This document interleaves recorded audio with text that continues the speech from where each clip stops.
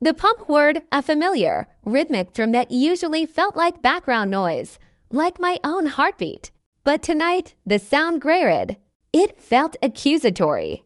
I stared at the bottles lined up on the kitchen counter, bathed in the harsh fluorescent light. 5 ounces, 5. From a session that usually yielded 8, sometimes 9.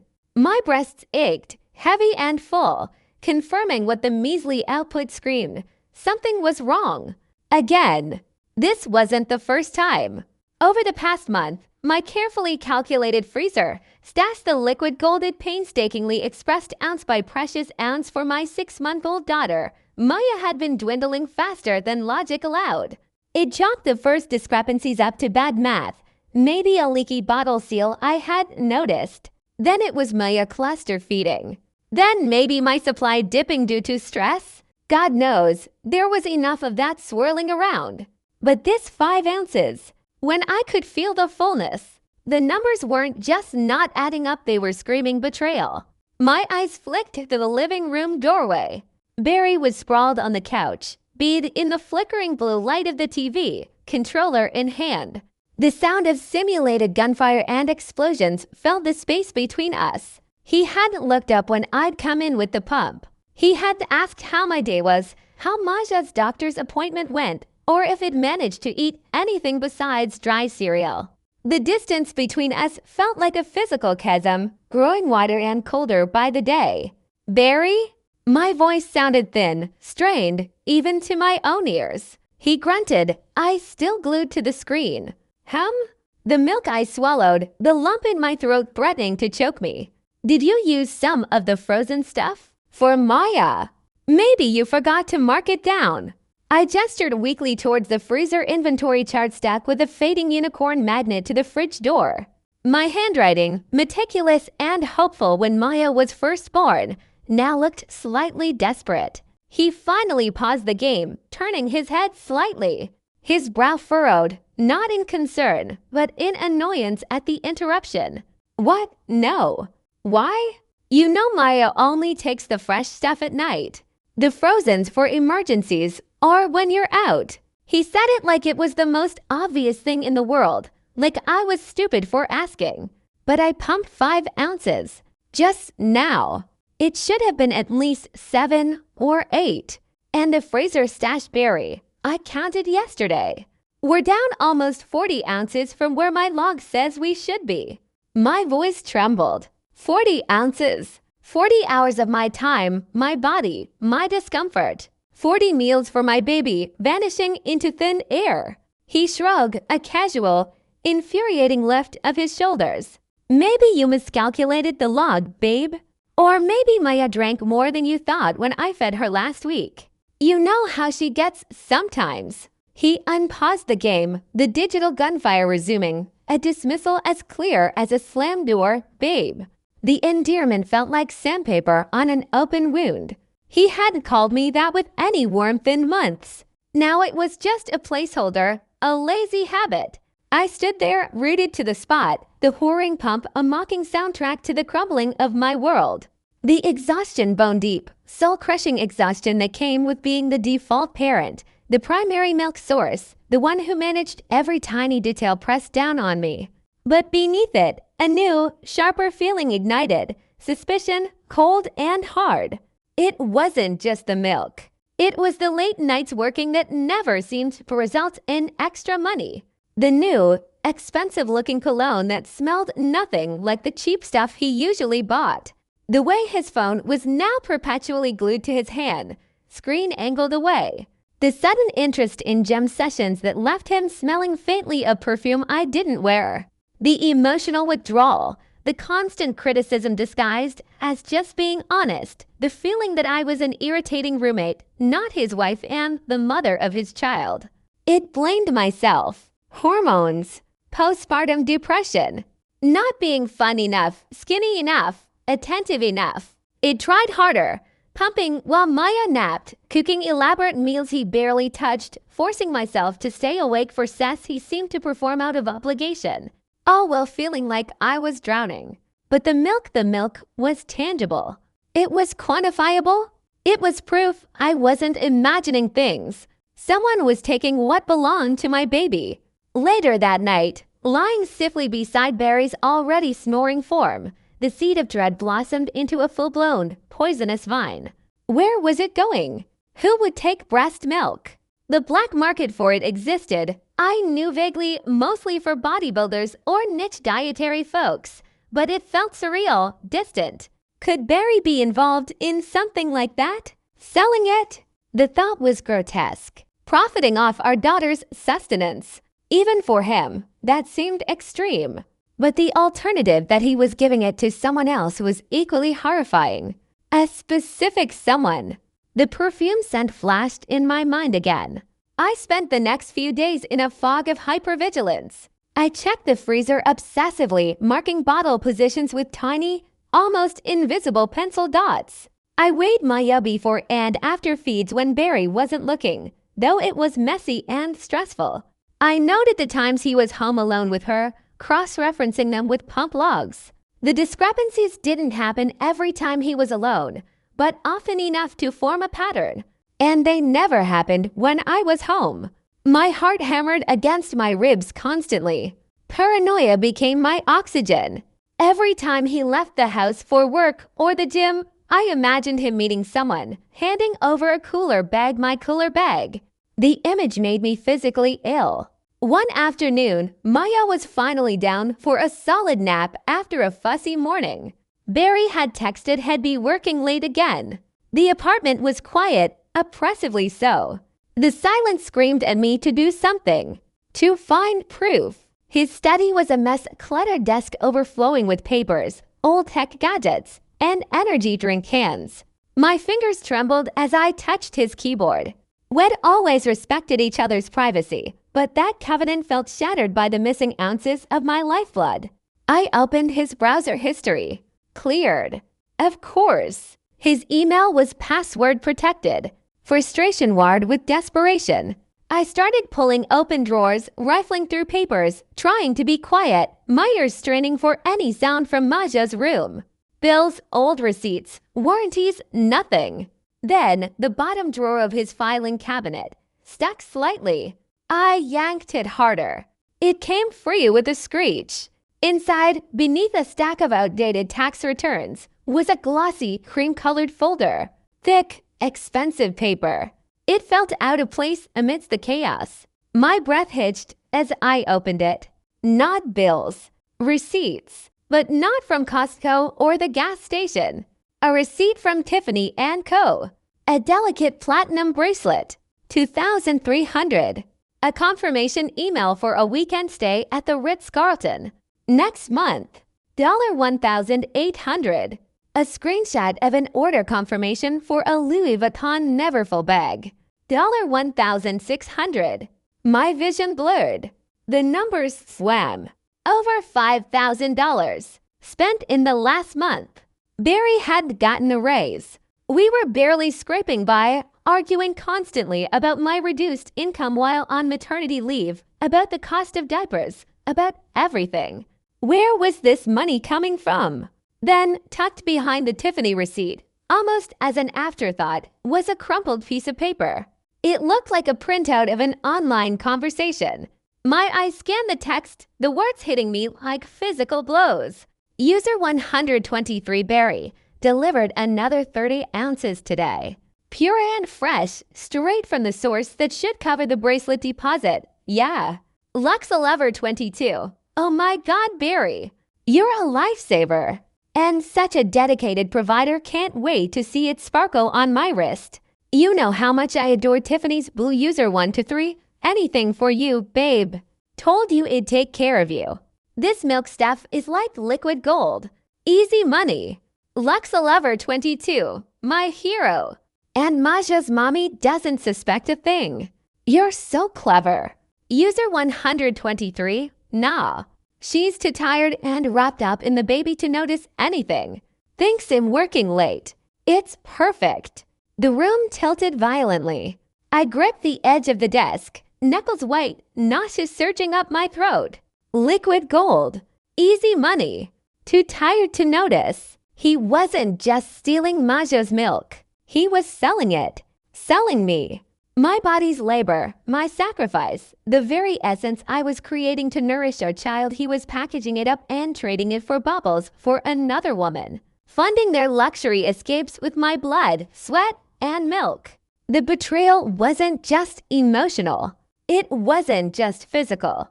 It was biological.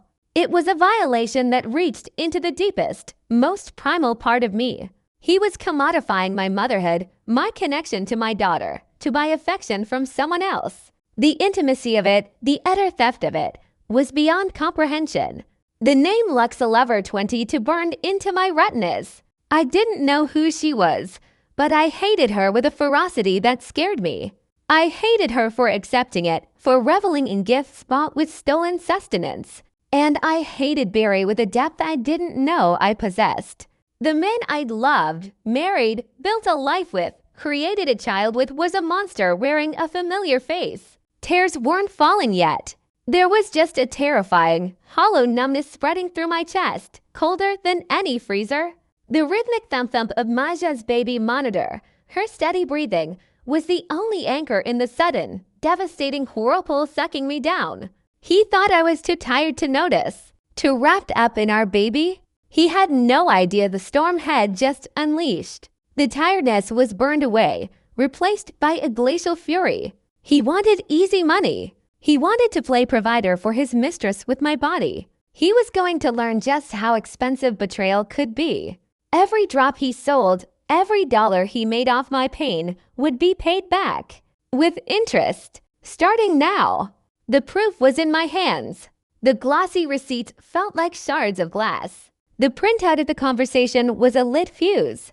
I carefully placed everything back exactly as I found it, the meticulousness a stark contrast to the chaos churning inside me. The numbness was receding, replaced by a terrifying clarity. I needed more. I needed irrefutable proof, not just for my own shattered sanity, but for what came next. Divorce? Custody? Had played me for a fool, using my exhaustion and devotion to Maya as a smokescreen. I wouldn't give him the chance to twist this, to paint me as hysterical or mistaken. The next day was agony. Smiling at Barry over breakfast cereal, making small talk about the weather while inside, my blood screamed traitor, thief, monster. Watching him kiss Maya goodbye, his lips touching the downy hair on her head, the hair nourished by the milk he stole, made my stomach revolt. I plastered on the mask of the tired, oblivious wife, all while planning his downfall. My opportunity came sooner than expected. Barry announced another late work meeting that evening. Big project deadline, he said, avoiding my eyes, already tapping out a text on his phone. Probably to her. Confirming the drop-off. Confirming the payment for his next act of treachery. The moment the door clicked shut behind him, I sprang into action. Forget subtlety. Forget privacy. This was war. I strapped Maya into her carrier, her wide eyes watching me curiously. We're going on an adventure, sweet pea, I whispered, my voice surprisingly steady despite the tremor in my hands. Mommy needs to see something. I drove towards the part of town Barry claimed his client meetings were often held, an area known for upscale boutiques and trendy cafes, not industrial parks or typical office spaces. I circled blocks, my eyes scanning every sidewalk, every parked car. Minutes ticked by, each one amplifying the tension coiling in my gut. Had I missed him? Was I wrong? Then I saw it. His car. Parked not near an office building, but outside a chic little bistro with outdoor seating. And there he was. Not in a suit, not carrying a briefcase. Dressed in dark jeans and a button-down shirt I'd never seen before. Looking relaxed, almost happy. He was leaning across a small table, holding the hand of a stunningly beautiful woman. Early 30s, immaculately dressed in designer athleisure, her long, dark hair cascading over her shoulders. She threw her head back, laughing at something he said, the diamond studs in her ears catching the afternoon sun. Luxalover 22. It had to be her. The visual confirmation was a punch to the solar plexus. Seeing him look at her with that softness, that attentiveness, that desire, the very things he withheld from me, was excruciating. He hadn't looked at me like that since before Maya was born. But then I saw it. On the pavement beside her chair. A small, discreet cooler bag. Not the bulky one we used for family outings. A sleek, expensive-looking one. The kind you'd use for transporting perishables discreetly. My perishables. He reached down, picked it up, and handed it to her with a smile that made my vision blur red. She took it, patted it, said something that made him grin wider. A transaction completed. My milk for her luxury. I fumbled for my phone, my fingers thick and clumsy. Zooming in, I snapped picture after picture. Him handing her the cooler. Her holding it. Them laughing together. His hand on hers. The timestamp on my camera was a digital witness. Maya cooed in her carrier, oblivious to the seismic shift happening just feet away, to the fact that her next meal had just been traded for a stranger's vanity. I didn't confront them. Not yet. The raw, animalistic part of me wanted to storm over, overturn their table, scream until my lungs bled. But the newly forged core of ice-cold fury held me back. That would give him warning. That would let him spin the narrative. Had deny, deflect, accuse me of stalking, had use it against me later. No. I had the proof. The receipts, the chat log it photographed that to before leaving the house, and now these damning pictures. Let him have his stolen hour. His victory lap was going to be incredibly short-lived. I drove home in eerie silence, the only sound Maja's soft breathing and the hammering of my own heart. The apartment felt different. Charged. Like the scene of a crime, which it was. I fed Maya, changed her, put her to bed, moving through the motions on autopilot. Inside, the numbness was completely gone, burned away by a white-hot rage that was almost pure energy. I sat at the kitchen table, the evidence spread out before me like exhibits in a trial. The Tiffany receipt, the Ritz confirmation, the leave screenshot, the printed conversation, the photos on my phone him, her, the cooler bag, and finally, my meticulously kept freezer log, showing the undeniable, systematic theft. I started writing. Not a letter to Barry. A timeline. A dossier. Dates. Times. Ounces missing. Corresponding late work or gym sessions. The dates on the luxury receipts cross-referenced with large discrepancies in my milk stash. Screenshots of the chat log. The incriminating photos. I documented everything with cold, clinical precision. The exhaustion was a distant memory fueled by fury and the desperate need to protect Maya and myself. I was terrifyingly awake. The sound of his key in the lock around 10 p.m. made my head snap up. He walked in, humming slightly, smelling of that unfamiliar cologne and the bistro's garlic bread. He saw me sitting at the table, the light arch overhead, the papers spread out. His humming stopped abruptly. His eyes darted to the table, then back to my face. The flicker of panic was instantaneous, quickly masked by annoyance. Rusi, what are you doing up? Everything okay with Maya? He walked towards the fridge, avoiding looking directly at the evidence laid bare. Everything is crystal clear now, Barry, I said, my voice low and steady, devoid of any emotion he might recognize. It surprised even me. Sit down. He froze, the refrigerator door half open. What? Why?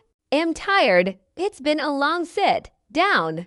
The command sliced through the air. He flinched, then slowly closed the fridge door and walked towards the table, pulling out the chair opposite me. He didn't sit, just stood behind it, gripping the backrest, his knuckles white.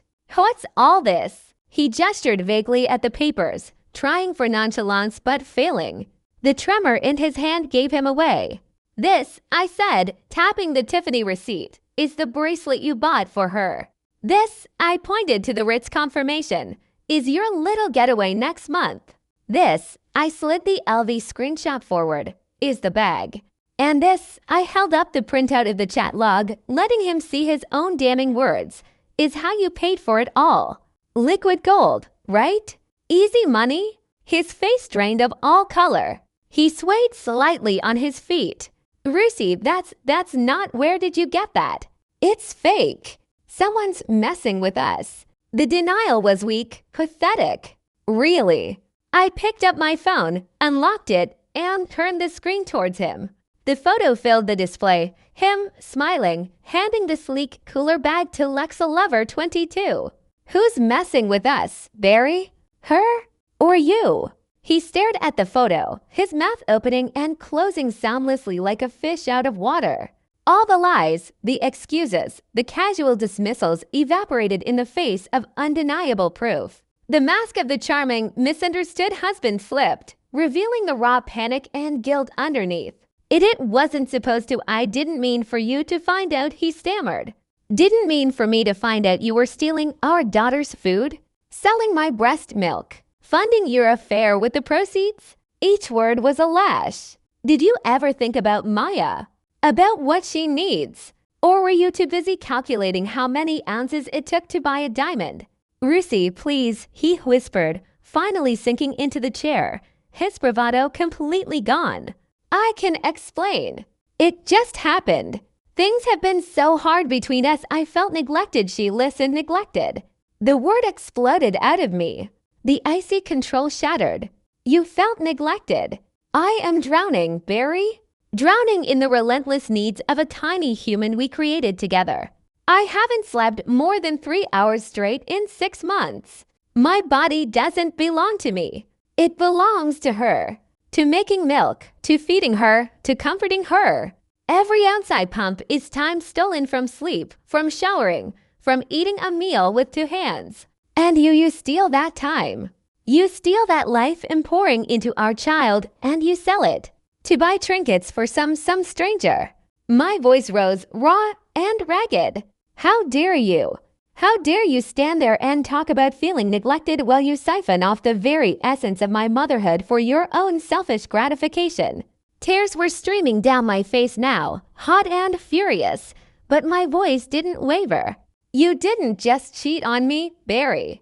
You cheated on our daughter. You betrayed her in the most fundamental way possible. You put her needs, her health, second to your affair. You jeopardized her food source for a freaking handbag. He flinched at every word, shrinking into himself. I'm sorry, he choked out. I'm so sorry. I'll end it. Right now. I'll never see her again. We can fix this. For Maya. The audacity. The sheer, breathtaking audacity. Fix this. I laughed, a harsh, brittle sound. You think this is fixable? You think I could ever look at you again without seeing a thief? A parasite feeding off me and our baby. You think Maya deserves a father who would do this? I gathered the papers together into a neat stack. Get out. What? He looked stunned. Get out of this apartment. Tonight, now. I stood up, towering over him even though he was taller. The fury radiating off me was palpable. You don't get to sleep under the same roof as the people you violated like this. Pack a bag. Take whatever you need for a few days. But you leave now. Rusi, be reasonable. It's late. Where am I supposed to go? This is my home. He was scrambling now, trying to regain control. Your home. I spat. Your home is where you feel comfortable stealing from your infant child. Your home is where you plot how to sell your wife's bodily fluids. Get out, Barry, before I call the police and show them exactly what you've been selling. I wonder what they'd make of a black market breast milk dealer. It was a bluff. I wasn't entirely sure of the legalities, but the threat landed. His eyes widened in genuine fear. He stared at me, seeing the absolute, unyielding finality in my eyes. The woman he thought was too tired to fight back was gone. In her place was someone forged in betrayal, fueled by righteous fury. He saw no crack, no weakness to exploit. With a defeated slump of his shoulders, he pushed himself up from the chair and shuffled towards our bedroom without another word. I didn't follow him. I stood in the kitchen, listening to the sounds of him haphazardly throwing clothes into a duffel bag. The silence from Maja's room was a small mercy. My body trembled, the adrenaline starting to crash, leaving me feeling hollowed out and shaky. But beneath the exhaustion, beneath the devastating pain, there was a grim sense of victory. He was leaving. The thief was being evicted. He emerged 10 minutes later, duffel bag slung over his shoulder, avoiding my gaze. He paused at the front door. "Rusi Maya, don't." I cut him off, my voice icy again. "Don't say her name. You lost the right. You'll hear from my lawyer. Do not contact me unless it's through them. Do not come back here without explicit permission. If you try, I will call the police." He opened his mouth, closed it, then simply nodded, a broken man. He opened the door and stepped out into the hallway. The click of the lock engaging behind him was the most satisfying sound I'd heard in months. It was the sound of a prison door closing. But this time, he was on the outside. I slid down the wall beside the door, my back hitting the cool plaster. The trembling intensified, turning into full body shakes. The silence of the apartment pressed in, heavy and profound. It was over. The lies, the theft, the daily erosion of my self-worth by his indifference and betrayal. It was finally horrifyingly over. And then the tears came. Not the furious tears from before, but deep, racking sobs that tore from my chest, silent so I wouldn't wake Maya. Sobs for the marriage I thought I had. Sobs for the trust obliterated. Sobs for the sheer, grotesque violation of my body and purpose. Sobs for the fear of the future a single mother, financially precarious, emotionally shattered. The enormity of it crashed over me in relentless waves. But amidst the grief, a tiny spark flickered. Relief. He was gone. The constant source of anxiety, the thief in my own home, was gone. The fight wasn't over custody, divorce, rebuilding a life, but the first, crucial battle was won. I had protected Majo's milk supply. I had exposed the truth. I had taken back control. I pulled my knees to my chest, resting my forehead on them, letting the tears flow. The pump sat silent on the counter, a relic of a time before I knew the depths of human betrayal.